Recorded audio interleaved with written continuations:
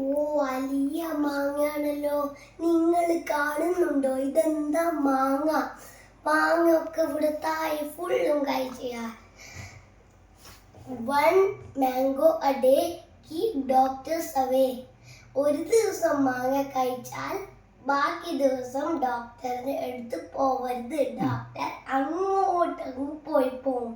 അപ്പോ ഞാൻ പറയുന്നതാണ്, എന്തെങ്കിലും കളിക്കണ്ടതിന് മുമ്പ് മാംഗോ ഒരിക്കലും കഴിക്കാൻ മറന്നു പോവരുത്. ഇത് കഴിച്ചിട്ട് പിന്നെ കളിച്ചാൽ സൂപ്പർ ശക്തിയൊക്കെ ഉണ്ടാവും കേട്ടോ. അതുകൊണ്ട് മാങ്ങ എല്ലാ സമയത്ത് നിങ്ങൾക്ക് കഴിക്കണം. ഒരു ദിവസത്തിൽ